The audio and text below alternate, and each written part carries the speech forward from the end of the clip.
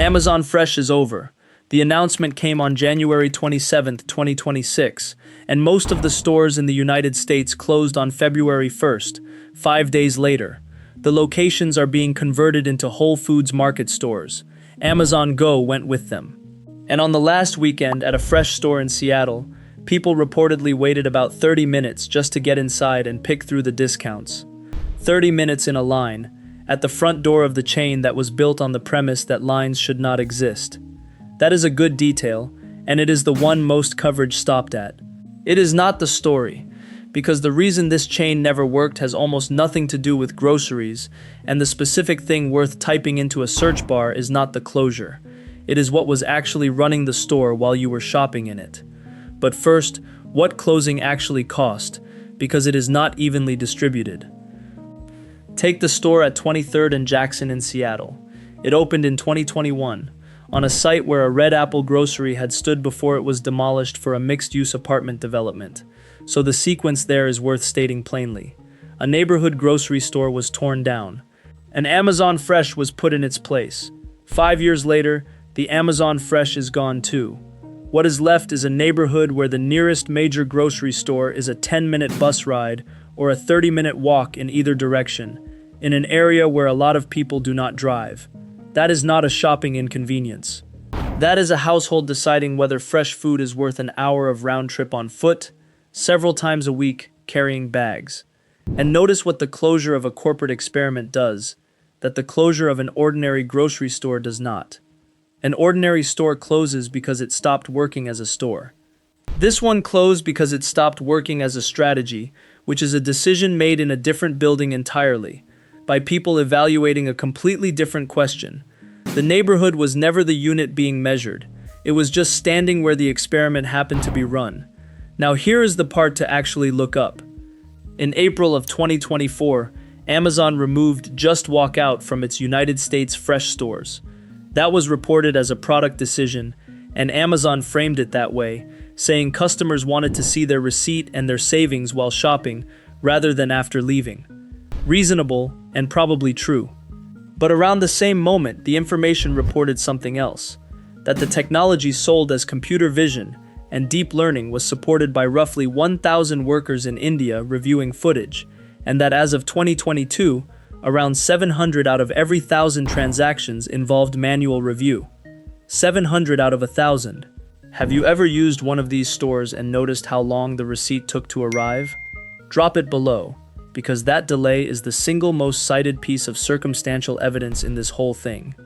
And now the part that has to be stated carefully, because this is exactly where most versions of this story go wrong.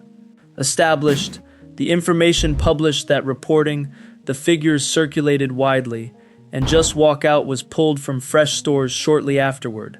Also established, and just as important, Amazon disputed the characterization directly and forcefully.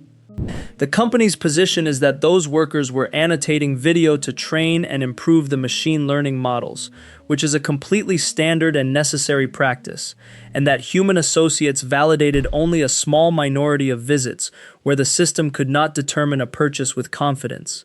An AWS vice president publicly called the remote reviewer framing untrue, not established that the system was secretly manual, that people in India were functioning as remote cashiers, or that the technology did not work. There is no independent audit resolving this. Two accounts exist, and the honest position is that the public record does not settle which is closer to reality, but sit with what is not in dispute, because it is enough on its own. Some meaningful volume of human labor was involved in a product marketed to the public as sensors, cameras, and deep learning. Amazon's own descriptions of Just Walk Out did not mention contractors, and whichever number you believe, that gap between the described mechanism and the actual mechanism is the thing worth understanding, because it is not unique to one company and it did not end when these stores closed. Every impressive automated system you interact with has some quantity of human labor inside it, and there is currently no requirement anywhere that anyone tell you how much. So step back and look at all of it together. A neighborhood grocery demolished for an experiment. An experiment closed in 5 days with a 30-minute line at the door. a palm scanning payment system being discontinued in June of 2026 for lack of adoption, and a disputed question about how much of the magic was people. Individually, each of those has a clean explanation, and Amazon has offered a defensible one for every single one. Together, they point at something specific, and it is not a scandal, it is a definition problem. Notice what replaced Just Walk Out: the Dash Cart, which shows you a running receipt on a screen as you shop. The fix for a system nobody could see inside was a system that shows its work. That is the whole arc, and it is a genuine improvement. But it also concedes the point. The original promise was that you would not have to check, and the correction was to let you check again. Here is what makes this land beyond one failed chain. Just Walk Out did not disappear. It is running in more than 360 third-party locations now, in hospitals, stadiums, airports, places where you are captive and moving fast and will never think about the ceiling. The store closed. The technology moved into rooms where nobody is evaluating it as a strategy, because nobody in an airport is evaluating anything at all. And the honest question is not whether cameras were watching you, because you already assumed they were. It is narrower than that and harder to shake. When a company describes how something works, and the description turns out to be a simplification, nothing illegal has happened and nobody has been harmed in a way you could put a number on. You just have one less thing you can take at face value. So how much of what you were told about that store did you actually believe at the time, and has anything changed in what you assume about the next one?